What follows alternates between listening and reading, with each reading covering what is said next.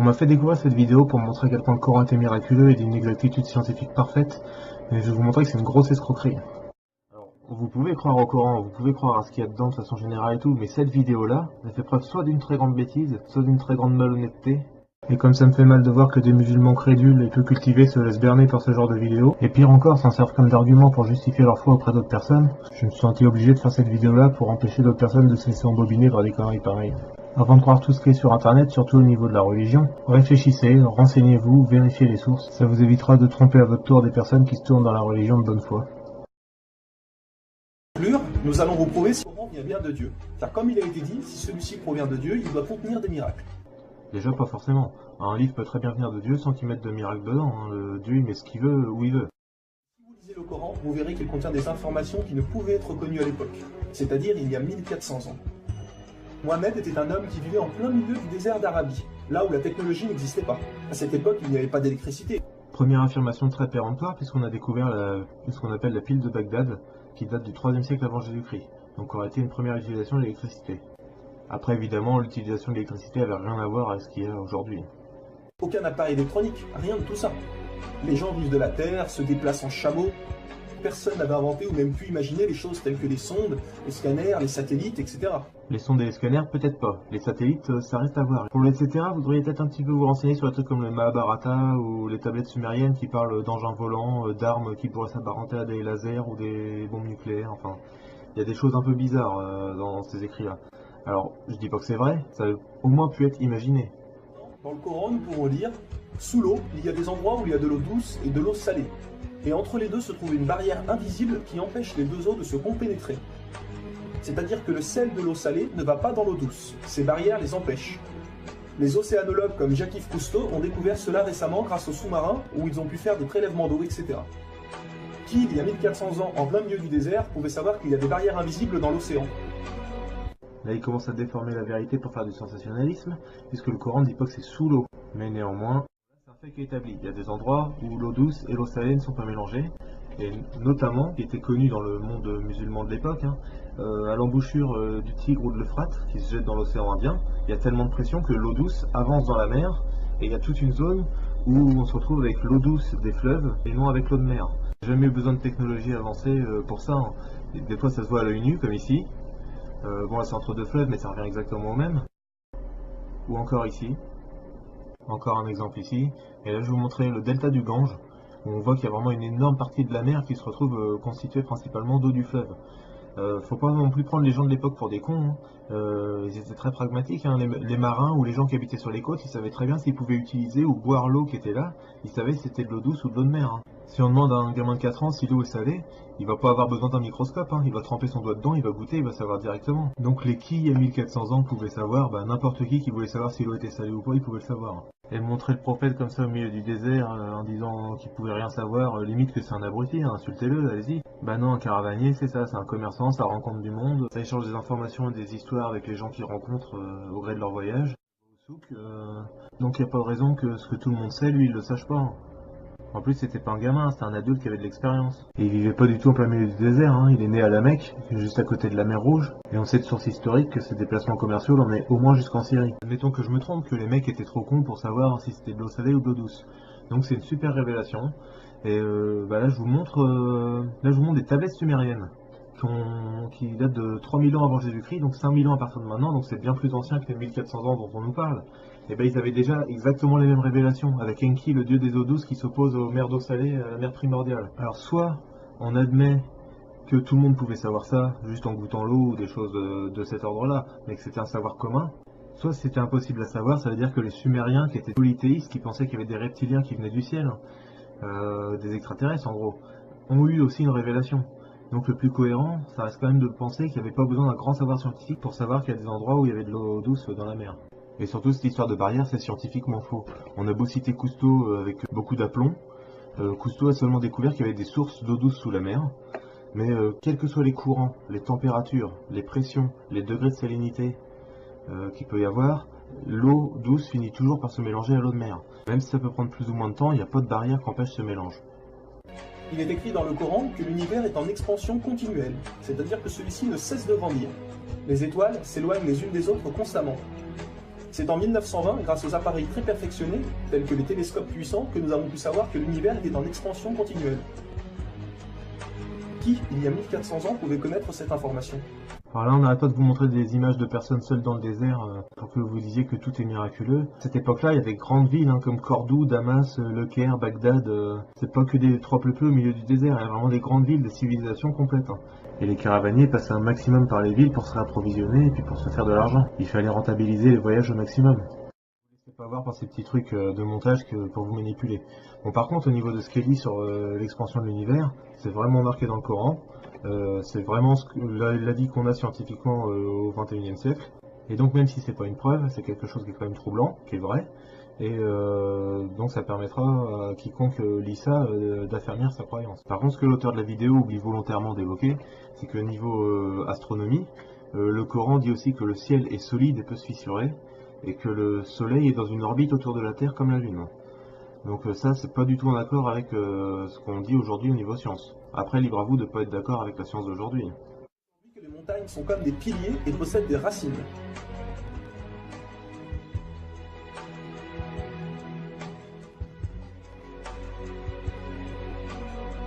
Sans les montagnes, il y aurait très fréquemment des tremblements de terre.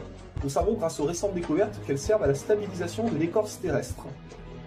Qui, une nouvelle fois, il y a 1400 ans, pouvait savoir que les montagnes étaient ancrées comme des piliers et que ceux-ci servaient à la stabilisation de l'écorce terrestre? Alors là, le mec raconte vraiment des conneries. Déjà, la structure d'une montagne, ça n'a rien à voir avec un pilier, ça ressemble à ça. Vous trouvez que ça ressemble à un pilier, vous? Le Coran dit, sourate 78, versets 6 et 7, n'avons-nous pas fait de la terre une couche et placé les montagnes comme des piquets? Bah non, on voit que c'est pas planté comme des piquets. D'ailleurs, la terre n'est pas une seule couche, et ce sera même contredit dans la vidéo plus tard. Et c'est dit aussi à propos des montagnes, sourate 16, verset 15, et il a implanté des montagnes immobiles dans la terre afin qu'elles ne branlent pas en vous emportant avec elles. Alors, les montagnes, ça se forme comme ceci, ça n'a rien d'implanté. Elles sont pas du tout immobiles puisque ce sont des zones très sismiques. Ça empêche encore moins la terre de trembler puisque, comme je vous l'ai dit, c'est les zones les plus soumises au séisme, c'est tous les endroits où il y a les failles océaniques qui sont des montagnes, les volcans qui sont des montagnes et les zones montagneuses. Donc partout sur Terre, les endroits où la Terre tremble le plus, c'est les endroits où il y a des montagnes. Alors là, on se retrouve confronté à deux choix. Donc soit Dieu a implanté des montagnes pour éviter que ça tremble, mais ça ne fonctionne pas, donc Dieu qui est tout puissant n'a pas réussi. Soit les montagnes n'ont pas été implantées pour ça, et dans ce cas-là, il y a une erreur dans le Coran, et donc ça n'a en rien une preuve. Enfin, de toute façon, les montagnes ne sont pas là pour quoi que ce soit, elles n'ont pas de rôle en particulier, puisque une montagne c'est juste la conséquence de la rencontre de deux plaques de croûte continentale. Et donc, qui pouvait savoir, 1400 ans avant, même encore avant, il y a beaucoup de peuples qui pensaient que les montagnes étaient implantées dans le sol et avaient des racines. Notamment, on a des écrits hébreux et même dans la Bible, Jonas 2,6. Je suis descendu jusqu'aux racines des montagnes. Donc par rapport à la partie racines des montagnes, ça n'a rien d'une révélation, puisque les peuples avant le savaient aussi. Il est écrit dans le Coran que Dieu a créé les 7 cieux et la terre par le même nombre, c'est-à-dire 7. Nous connaissons aujourd'hui, grâce aux sondes qui vont sous terre, que la planète possède 7 couches terrestres. Le noyau interne solide, le noyau externe liquide, la couche D, le manteau inférieur, puis le manteau intermédiaire, le manteau supérieur et la lithosphère. Qui, il y a 1400 ans en plein milieu du désert, pouvait savoir que la Terre possédait 7 couches? Il était impossible de connaître cela sans la technologie récente. Encore une fois, on vous répète, 1400 ans, tout seul au milieu du désert, un vrai lavage de cerveau cette histoire. Je sais pas depuis quand il y a 7 couches dans la Terre, puisqu'il y en a 6, comme vous voyez ici. Alors il compte une couche D, c'est peut-être une des 3 discontinuités, mais dans ce cas-là, si on rajoute les 3 discontinuités, puisqu'il n'y en a pas qu'une, on arrive à 9 couches. Donc les 7 terres, ça correspond certainement pas aux couches terrestres. Ça peut être des continents, des îles, je sais pas de quoi ça parlait, mais ça parlait pas de ça. Surtout qu'on a vu tout à l'heure que le Coran dit que la Terre est en une seule couche. Et quoi qu'il en soit, même au niveau scientifique, on n'a pas de preuves. C'est des hypothèses dues à des études sismiques faites justement avec des sondes, comme ça a été dit. Mais faut savoir que les sondes, elles vont pas du tout jusqu'au centre de la Terre. On sait pas ce qu'il y a vraiment au centre de la Terre. Les forages les plus profonds ont été jusqu'à 12 km de profondeur, sachant que la Terre en fait 6371, si mes souvenirs sont bons. Donc on est vraiment très très loin d'avoir atteint le centre de la Terre. Et petite révélation, en 2014, on a découvert qu'à 700 km sous terre, il y avait des océans qui contiennent 3 fois toute l'eau qui est en surface de la Terre. Donc forcément ça fausse les études sismiques, Ça fausse tous les schémas qu'on connaît au niveau de la Terre, donc on peut rien savoir à ce niveau-là. Parce que oui, au niveau des sciences, on est aussi au niveau des croyances. Hein. Il y a la plupart des théories qui se restent que des théories ou des hypothèses, et les choses évoluent sans cesse au fur et à mesure des découvertes de nos avancées. Chercher à justifier votre religion par des choses qui sont pas vraiment établies, qui sont fluctuantes et qui vont être complètement remises à plat quelques années après, c'est peut-être pas une bonne idée. Vous êtes mieux à dire chacun ses croyances, vous avez vos croyances scientifiques, moi j'ai mes croyances religieuses, les vôtres ne valent pas mieux que les miennes. Après avoir soi-disant prouvé les 7 terres, il va forcément prouver les 7 cieux, non? Bah non, il s'arrête là. Il parle pas des 7 cieux. Normal, parce que regardez, 7 cieux, bah, il n'y a que 5 couches, hein. Donc on voit bien que quand ça parle des 7 terres et des 7 cieux, ça n'a rien à voir avec la structure de la Terre, donc c'est pas la peine d'essayer de rajouter une preuve scientifique, parce que ça parle pas de ça. Il est aussi mentionné que les plantes ont des sexes, mâles et femelles. La découverte de la sexualité des plantes fut réalisée par Rudolf Jacob Comnenarius entre 1660 et 1720. C'est plus de 10 000 ans que l'agriculture est née au Proche-Orient, dans ce qu'on appelle le croissant fertile. Donc les hommes n'ont pas attendu l'arrivée de l'islam pour savoir comment les plantes se reproduisaient. C'est pas parce qu'on a attendu le XVIIIe siècle pour écrire des livres dessus que c'était pas connu, ou tout du moins que c'était pas connu dans d'autres parties du monde comme le Proche-Orient. Le Coran explique étape par étape l'embryologie, c'est-à-dire comment un enfant se développe dans le ventre de sa mère. Le professeur Kate Moore, qui a aussi le prix Nobel au Canada de l'embryologie, a confirmé que cela se passait exactement comme indiqué dans le Coran. Alors Kate Moore a jamais eu de prix Nobel d'embryologie, hein. Vous pouvez aller voir sur sa page Wikipédia, il y a les différentes récompenses qu'il a déjà eues. C'est du détail, mais ça montre encore le sérieux de celui qui fait la vidéo. C'est un monsieur qui est très controversé au sein de la communauté scientifique et qui aime beaucoup l'argent, à tel point qu'il a écrit 2 versions de son livre, une pour les musulmans, une pour les non-musulmans, dans lesquelles il dit pas la même chose. Et a affirmé que ces faits ne pouvaient être connus il y a 1400 ans, et que par conséquent, ces informations avaient été révélées à Mohammed par Dieu. Il en est tellement convaincu que 35 ans après, il est toujours pas converti à l'islam.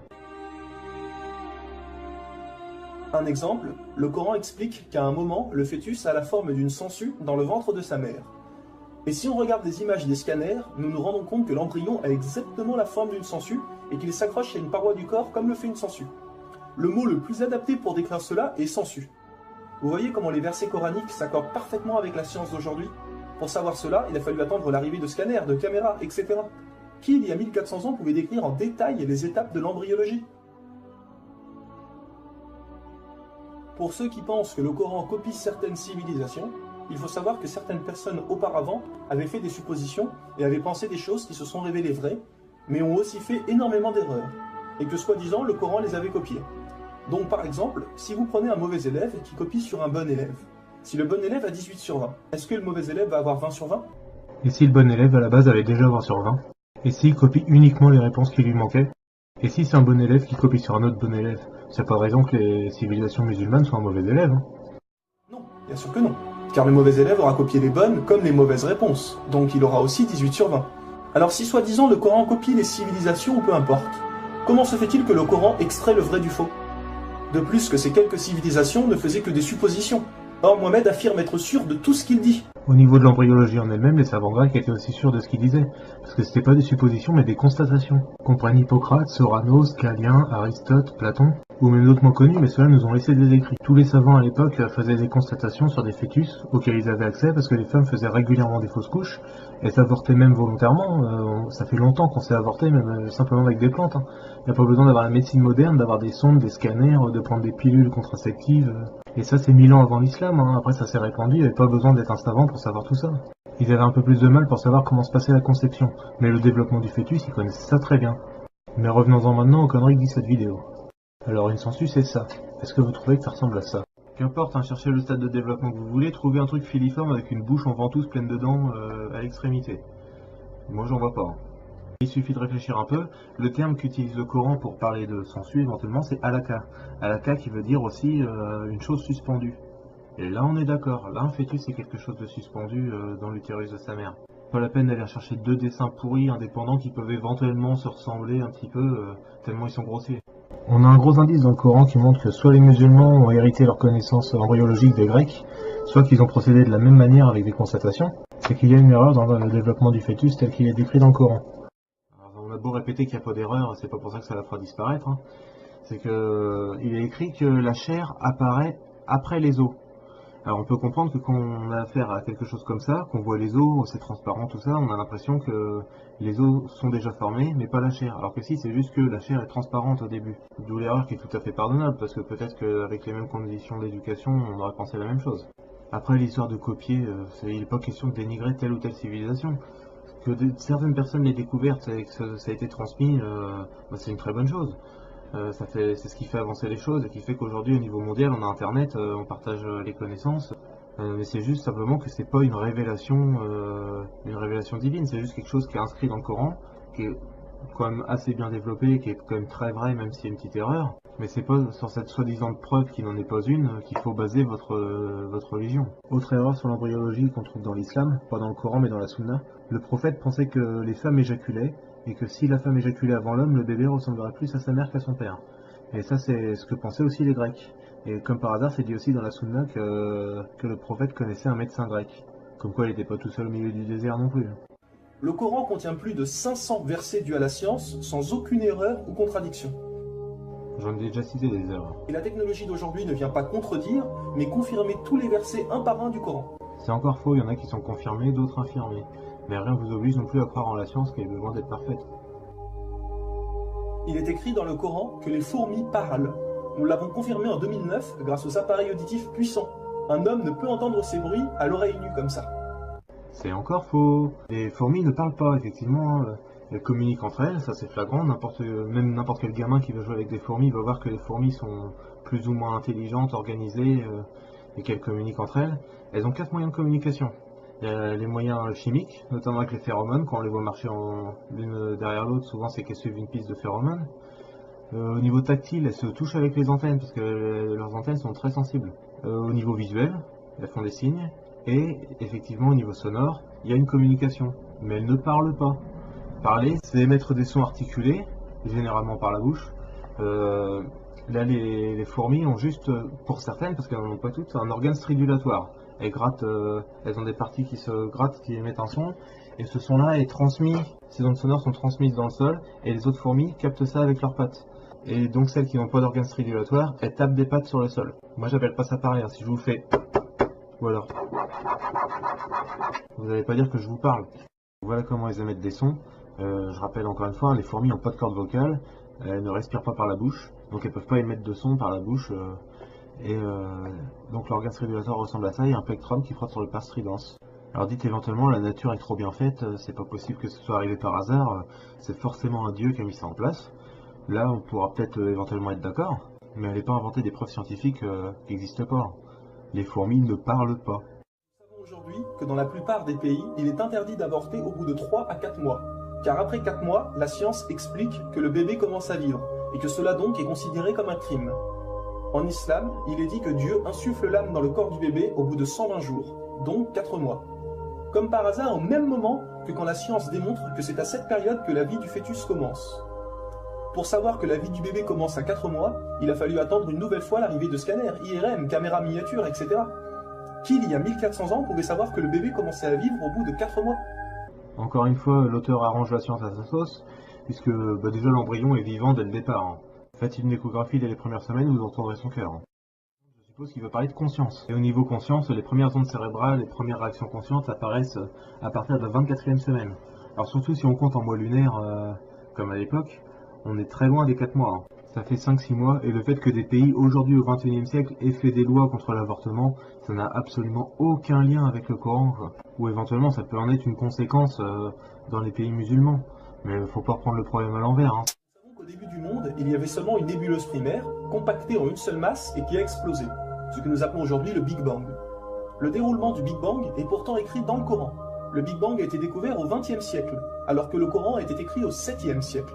Théorie du Big Bang, rappelons-le, ce n'est qu'une théorie qui est de plus en plus controversée aujourd'hui, notamment dû au fait que l'univers est trop homogène pour être issu d'une explosion. Ce sont les abeilles femelles qui ramassent le pollen des fleurs. Pourquoi le Coran ne parle que des femelles et non des mâles? Mais parce que ça fait 4400 ans que l'homme s'est lancé dans l'apiculture, mon couillon, et tu fais pas la différence à l'œil nu entre une abeille et un bourdon. Eh bien la science a découvert récemment qu'effectivement les femelles possédaient des organes que les mâles n'ont pas, et ceux-ci ne peuvent pas collecter le pollen des plantes. Encore et toujours, qui pouvait savoir il y a 1400 ans que les mâles n'ont pas les organes nécessaires pour le prélèvement du pollen? Mais c'est pas marqué dans le Coran qu'ils ont pas les organes nécessaires, c'est juste marqué que c'est les femelles qui le font. Et ça, t'as pas besoin d'avoir un microscope et d'aller regarder la bite d'un bourdon pour savoir comment ça se passe. Tu vois bien directement sur les fleurs que c'est les femelles qui butinent. Si je te montre ces deux canards-là, t'as besoin d'un sous-marin pour aller regarder lequel est le mâle et quelle est la femelle. T'as besoin d'une révélation divine pour savoir. Il y a longtemps, les gens pensaient que la Terre était plate. Ce n'est qu'en 1577 que Francis Drake fait le tour de la planète et prouve que celle-ci est ronde. Le Coran, environ 1000 ans plus tôt, affirme que la Terre est ronde. Et 1000 ans avant ça, Pythagore disait exactement la même chose. Donc c'est quelque chose qui est vrai dans le Coran, comme pour les abeilles, mais en rien c'est une preuve. Et même après les Grecs, mais toujours plusieurs siècles avant l'islam, dans l'Empire romain, la thèse officielle et reconnue était que la Terre était sphérique. Et l'Empire romain, ça allait jusqu'en Égypte et au Moyen-Orient. Donc c'est pas étonnant que tout le monde sache à l'époque que la Terre était sphérique. Mais ne s'arrête pas à ça. Pour donner un exemple, il est dit que la Terre ressemble à un œuf. Parce que tu connais beaucoup d'autres objets sphériques à présenter à un arabe moyen du 7e siècle pour qu'il se fasse une idée. Mais pas n'importe quel œuf, celui d'une autruche. Et si vous regardez un œuf d'autruche, vous verrez qu'il n'est pas tout à fait rond, mais qu'il est aplati en haut et en bas. Celui-ci est de forme géosphérique. Et nous savons aujourd'hui que la Terre non plus n'est pas tout à fait ronde, mais qu'elle est aplatie au niveau des pôles. Et donc qu'elle est également de forme géosphérique. Qui, il y a 1400 ans, pouvait savoir que la planète Terre était géosphérique? Il a fallu attendre les satellites pour sortir de la Terre pour se rendre compte de cela. Alors on continue les conneries, puisque un œuf c'est ovoïde, ça fait cette forme là, c'est pas du tout géosphérique. Prenez un œuf d'autruche lambda, pas le plus rond possible comme vous avez pu le voir sur une autre photo. L'œuf d'autruche c'est comme ça, ou comme ça, même s'il y en a qui sont un peu plus arrondis que d'autres. C'est pas juste aplati sur les côtés, il y a en plus une légère pointe. Alors que la Terre est quasiment sphérique, puisqu'il y a au pôle un écart de 21 km seulement par rapport à une sphère parfaite. 21 km sur plus de 6000. Donc c'est vraiment très léger, vous voyez sur la photo à l'œil nu on voit pas la différence. Donc rien à voir avec un œuf d'autruche. Et moi aussi j'irais même plus loin en disant que le Coran ne dit jamais que la Terre ressemble à un œuf d'autruche. Les tordus qui veulent faire rentrer des gens dans l'islam par la tromperie utilisent souvent ce verset-là en disant que dahaha veut dire œuf d'autruche, ce qui est tout à fait faux, ça veut dire étaler, étirer, projeter sur les côtés, étendre. Et même quand on prend la racine de dahaha, il n'y a pas de notion de sphéricité, ni d'œuf d'autruche, encore moins. Renseignez-vous vraiment sur le sujet avant de croire des conneries pareilles. Et je vois pas l'intérêt qu'a le mec de vouloir faire rentrer des gens dans la religion par la tromperie. C'est le jour où le mec il se rend compte qu'il a été trompé, il risque de remettre toute sa foi en cause. Donc vous voyez Google Trad, hein, je vous raconte pas de conneries, le verset et la terre est ensuite propagée. Et si on prend juste le verbe tout seul, c'est il étendit. Il n'y a aucun rapport avec un œuf. Par contre le Coran parle bien d'une voûte céleste. Mais ça veut absolument pas dire que la Terre est sphérique, puisque voilà un exemple, hein, le principe un peu d'une boule à neige. Vous pouvez tout à fait avoir par exemple une Terre plate avec une voûte céleste. Et même si les gens à l'époque pouvaient tout à fait savoir que la Terre était sphérique, simplement le Coran n'en parle pas. À aucun moment, il n'y a même pas de sous-entendu, même quand on prend la racine des mots, ça aurait même plutôt tendance à dire le contraire. Soyons honnêtes. Il serait temps de commencer à être honnête au lieu d'essayer de tromper tes frères. D'un millénaire pouvait faire toutes ces affirmations, sans aucune technologie. Au hasard, les Grecs, les Égyptiens, les Chinois, les Sumériens, les Indiens, les Romains, et ça des siècles voire des millénaires avant l'islam. Rendez-vous compte, à cette époque-là?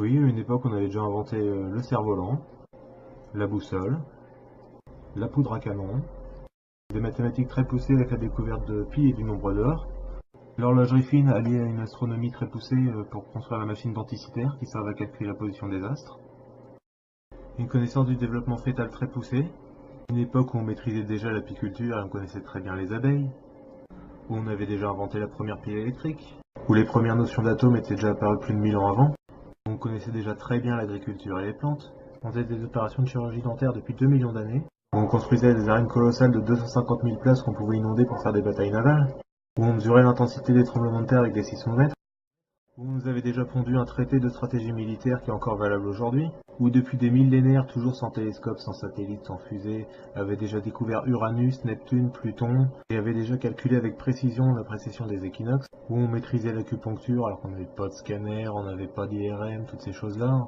où on avait inventé depuis longtemps les armes semi-automatiques, où on avait déjà inventé les Noria, donc des moulins à eau pour faire monter l'eau des fleuves, eau qu'on transportait à travers toute la ville grâce à des aqueducs, eau de la ville qu'on évacuait dans les égouts comme ici au Mohenjo-Daro entre 2000 et 3000 ans avant Jésus-Christ. On avait déjà inventé les mines antipersonnelles, on utilisait des turbines à vapeur, on avait déjà inventé les premières pompes à incendie, quasiment les mêmes qu'on réinventera presque 2000 ans plus tard.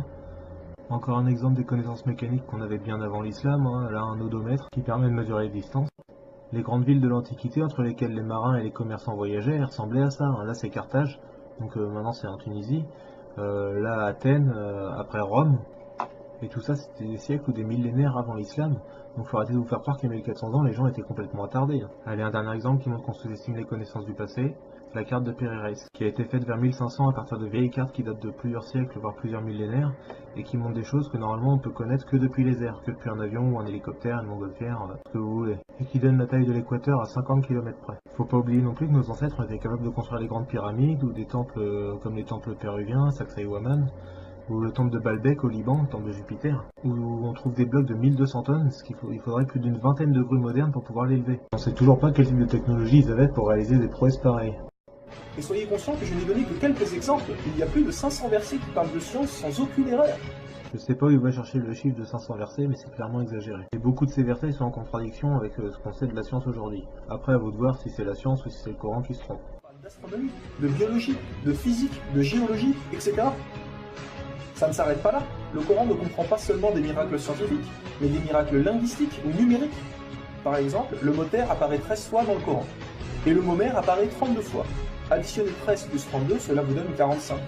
Si l'on met cela en pourcentage, 32 fois le mot mer sur 45 donne 71%. Et c'est exactement le pourcentage que la mer recouvre sur la surface de la Terre. C'est vrai, sauf que ton calcul ne fait pas exactement 71. Ça fait 71,11111, une infinité de 1. La mer recouvre 71% de la surface de la planète. Et 13 sur 45 donne 29%. Et c'est exactement le pourcentage que représente la Terre sur la surface de la planète. Là, ce deuxième miracle-là, c'est logique. Si on prend une partie du camembert qu'on a 71, bah quand on présente l'autre partie, on a 29. Mais si t'avais été honnête, d'un côté on a 71,11111, et de l'autre côté on a 28,88888. Croyez-vous vraiment que cela vient du hasard? Alors non, c'est pas du hasard. Là, c'est une recherche complètement orientée. On peut faire ça avec presque n'importe quel livre, et avec quasiment n'importe quel nombre, on peut obtenir n'importe quel autre. Vous avez qu'à regarder un épisode des chiffres et des lettres, vous allez vite comprendre qu'à partir de nombres pris un peu au hasard, on peut obtenir le nombre voulu, faisant des opérations mathématiques de base. Le mot paradis apparaît 77 fois. Et devinez quoi? Le mot enfer apparaît aussi 77 fois. Le mot foi apparaît 25 fois. Le mot mécréance apparaît 25 fois. Le mot dunya, qui signifie le monde d'ici-bas, apparaît 115 fois. Akira, qui signifie le monde de l'au-delà, apparaît 115 fois. Le mot ange, 88 fois. Le mot diable, 88 fois. Ange, c'est pas l'opposé de diable. L'opposé de diable, c'est Dieu. Les hommes, 23 fois. Les femmes, 23 fois. La vie, 145 fois. La mort, 145 fois. Bonne œuvre, 167 fois. Les péchés, 167 fois. Les 7 cieux apparaissent 7 fois. Et les 7 terres apparaissent combien? Ah bah non, ça apparaît pas 7 fois. C'est un demi-miracle, c'est un oubli. Plein et plein d'autres exemples. Et donc que des mots apparaissent un même nombre de fois, c'est un miracle. On va faire un petit raisonnement par l'absurde. Alors voilà le chien et moi. Alors le mot chien apparaît 5 fois dedans. Le mot moi apparaît 5 fois. Le chien sur la couverture mesure 7 cm, soit 7 fois 1 cm, alors que le chien vieillit 7 fois plus vite que l'homme. Dans le mot moi, il y a 3 lettres. Dans le mot chien, il y a 5 lettres. Donc 3 sur 5. 3 cinquièmes, c'est exactement ce que représentent les chiens par rapport aux chats en France. Dans ce livre, le caca et la nourriture apparaissent un nombre égal de fois. Le chien a 4 pattes alors qu'il faut tourner 4 fois les pages pour terminer le livre. Et le mot pas, PAS, apparaît le même nombre de fois que le nombre de pattes du chien. Le mot ennemi et le verbe adorer apparaissent un nombre égal de fois. Le mot chien comporte toujours 5 lettres alors que le chien et moi ça fait 12 lettres. 5, 12, 5 mois à 12 mois c'est l'adolescence du chien. Et 5 lettres alors que les chiens sont classifiés en 5 groupes. Avec les lettres du titre, on peut faire le mot lèchement, qui est en rapport avec un chien, lèchement qui contient 9 lettres, soit 3 x 3, on retrouve la trinité biblique. Bon, vous voyez le nombre de conneries qu'on peut raconter à partir d'un livre pour gamins, alors je vous raconte même pas avec le Coran qui contient plus de 6000 versets. Le Coran contient près de 78 000 mots, donc le fait qu'il y ait peut-être une dizaine ou une quinzaine de mots qui apparaissent un certain nombre de fois, ça a vraiment rien d'extraordinaire. Et même pour les choses qui sont pas dues au hasard, personne ne doute du fait que le Coran ait pu être rédigé de façon structurée. Le Coran est d'une beauté incomparable. Dans la langue originale, c'est-à-dire en arabe, environ la moitié du Coran rime. Le Coran contient des palindromes. Un palindrome est un mot qui veut dire la même chose si on le dit à l'envers. Par exemple, Bob, à l'envers, vous aurez toujours Bob. Ou kayak, à l'envers, vous aurez toujours kayak. Un mot comme ça peut se trouver, mais une phrase entière, cela est quasiment impossible. Ou alors votre phrase ne voudra rien dire. Mais non, le Coran possède des phrases entières en palindrome, et ces versets ont... Quelques exemples en français sans qu'il y ait rien de miraculeux. Et pourtant, la langue française n'est pas la langue la plus facile pour ce genre d'exercice. L'arabe est certainement beaucoup plus pratique à ce niveau-là. Mais un texte habilement construit avec de belles sonorités, c'est pas forcément quelque chose de miraculeux. Un dernier exemple bien connu en latin, in giro mimus nocte et consumimur ignis. Et personne n'a jamais été assez con pour dire que ces pirouettes linguistiques étaient des miracles. Bon, d'après les recherches que j'ai pu faire, il y aurait en fait que 2 palindromes dans le Coran, dont celui-ci, qui ne fonctionne que si on enlève le wa du début et qu'on enlève les voyelles. Donc en gros, c'est pas un palindrome, pas un vrai. Et les palindromes, ça n'a rien d'extraordinaire ni de divin, puisque même 1000 ans avant l'islam, il y avait le poète grec Sotade qui s'amusait à en faire, et ça a toujours été considéré comme un jeu mineur. On appelle ça d'ailleurs des jeux sotadiques. Si vous trouvez ça extraordinaire, je vous présente Georges Perec, qui est un auteur français, qui a écrit un palindrome de plus de 1200 mots, qui a écrit un roman de 300 pages sans la lettre E, qui est la lettre la plus fréquente en français normalement, qui a écrit un autre roman où il fait l'inverse, où la seule voyelle utilisée est la lettre E. Il a écrit un recueil de poèmes en se fixant comme règle de ne pas réutiliser une consonne avant d'avoir utilisé toutes les autres, et il a écrit La vie mode d'emploi, qui utilise la polygraphie du cavalier. Donc je vous laisse vous renseigner là-dessus. C'est à côté de ça, la construction du Coran, c'est du pipi de chat. Un sens très profond. Le Coran ne possède aucune contradiction ou erreur. Juste de tête et sans faire de recherche, il y a déjà au moins 2 contradictions. Une sur la mort de Jésus. À un moment, ça dit que Jésus a été tué, et plus tard dans le Coran, ça dit que Jésus n'a jamais été tué. Et une autre, c'est sur la durée de création de l'univers. Dieu aurait créé en 6 jours l'univers, et plus loin, ça détaille qu'il a été fait en 2 jours, puis 4 jours, puis encore 2 jours. Donc 2 plus 4 plus 2, ça fait pas 6. À moins que ce soit encore un miracle scientifique. Un dernier exemple avant de conclure. Vous allez vous rendre compte de l'extraordinaire précision du choix des mots. Dans un verset, Dieu dit qu'il n'a pas doté l'homme de 2 cœurs. Pourtant, un peu plus loin, Dieu parle aussi des femmes. Alors pourquoi il ne dit pas « je n'ai pas doté l'être humain de 2 cœurs » ? Pourquoi ne parle-t-il que des hommes, puisque les femmes sont mentionnées après ? Quand nous lisons tout le passage, nous nous rendons compte que Dieu ne parle pas au sens littéral, mais au sens figuré. Il explique que l'homme ne peut pas être croyant ou non-croyant. C'est l'un ou l'autre. Les deux ne peuvent pas coexister. Ou on a la foi, ou on l'a pas. Mais si nous prenons ce verset au sens littéral, est-ce vrai ? Oui, bien sûr, l'homme ne possède qu'un seul cœur. Mais pour les femmes, elles peuvent être enceintes, n'est-ce pas ? Et quand elles sont enceintes, combien de cœurs possèdent-elles ? Elle en a toujours qu'un seul. Le deuxième cœur, c'est pas celui de la femme, c'est celui soit du fils, soit de la fille. Enfin, celui du bébé qui est en cours. Sinon, on aurait aussi pu parler de 3 cœurs s'il y a des jumeaux, ou 4 cœurs s'il y a des triplés, et ainsi de suite. Arrête d'essayer de chercher des moyens détournés pour justifier ta foi. Soit t'as la foi, soit tu l'as pas. Si tu places ta foi en Dieu et dans les écrits, t'as pas besoin de la science pour prouver quoi que ce soit. Surtout que la science est en contradiction avec sur plein de points. À la limite, c'est presque une insulte d'aller chercher ce que dit la science. Parce que Dieu t'impose une révélation, et toi tu vas chercher à côté s'il faut y croire ou pas. Vous vous rendez compte de ça ? Si Dieu avait mis l'être humain au lieu du mot homme, un petit malin aurait pu dire « Hé, il y a une contradiction. Si on prend cette phrase au sens littéral, la femme peut avoir 2 cœurs quand elle est enceinte. » Mais non, même au sens littéral, cette critique est impossible. Il aurait été vraiment con de contredire, puisque là, ces versets sont clairement au sens figuré. Et si on voulait prendre ça au sens propre, la science se donnera encore tort, puisqu'il y a des hommes qui naissent avec 2 cœurs. Comme un en Italie en janvier 2011 qui a survécu à une double attaque cardiaque grâce à ses 2 cœurs. Ou Li Xianming, qui est un chinois qui a aussi 2 cœurs. Que ce soit au sens littéral ou figuré, le Coran est inattaquable. Rendez-vous compte de la précision des mots. Il y a encore plein d'autres choses, mais cela prendrait énormément de temps de tout mentionner. Si cela vous intéresse, il existe de nombreuses conférences réalisées par des savants qui ont été filmées et qu'on peut trouver sur internet. Méfiez-vous des faux savants qui essaient de vous endoctriner sur internet. Vérifiez les sources, vérifiez ce qu'ils vous disent. Parce que là, vous voyez, dans cette vidéo-là, quasiment tout ce qu'il dit est tout soi-disant prouvé scientifiquement, c'est de la merde. Ils inventent des fausses preuves scientifiques alors qu'en réalité, la science dit le contraire. Telle que la parole divine de Nouman Ali Khan. Vous avez bien la preuve que le Coran ne peut que venir de Dieu et non d'un être humain. Pour l'instant, t'as toujours donné aucune preuve. Le seul truc qui est intéressant, c'est l'expansion de l'univers. Mais ça, quand on voit tous les autres peuples, tout ce qu'ils ont pu découvrir par eux-mêmes, on ne sait pas par quel moyen, et qui n'étaient pas du tout musulmans, ça montre qu'il était possible avec des moyens humains de faire des découvertes astronomiques. Comment se fait-il que la technologie d'aujourd'hui, la plus développée qui soit, ne puisse créer un seul animal ou plante ? Le 20 mai 2010, on a déjà créé cette bactérie qui est totalement artificielle. Laisse un petit peu de temps à la science d'avancer, et peut-être qu'ils feront des plantes ou des animaux. Bon, après, il y aura toujours l'excuse de dire que l'homme est à l'image de Dieu, donc c'est normal qu'il ait pu créer la vie. Ce que Dieu a créé, nous sommes incapables de le réaliser. Tout ce que nous construisons ne sont rien en réalité face à la nature. Dieu dit dans le Coran, pour ceux qui recherchent des preuves, regardez autour de vous, regardez la nature, l'être humain, l'eau, le soleil. Il y a là des preuves pour ceux qui réfléchissent.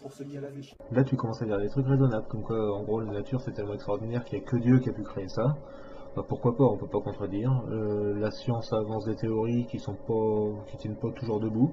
La théorie de Dieu est tout autant valable. Bon, en gros, tu nous fais toute une vidéo pour me dire que les preuves sont à l'extérieur du Coran, qu'il faut regarder dehors. Bravo. Donc je vais répéter encore une fois pour conclure, hein. Croyez au Coran si vous voulez, mais croyez-y pour des bonnes raisons. Inventez pas des preuves qui n'existent pas, vous trouvez pas des raisons fallacieuses pour aimer le Coran. Et laissez-la science où elle est parce que c'est pas elle qui vous confortera dans votre religion. Bon, désolé pour ceux qui suivent ma chaîne pour cette vidéo là qui a rien à voir avec le reste. Et à l'inverse, pour ceux que ça intéresse, c'est pas la peine d'aller voir le reste de ma chaîne parce que ça parle pas de ça. Et je ne referai pas d'autres vidéos sur ce type de sujet, c'est juste que là, je suis tombé là-dessus, c'était tellement grossier, tellement plein de mensonges, de manipulation, j'ai pas pu l'empêcher.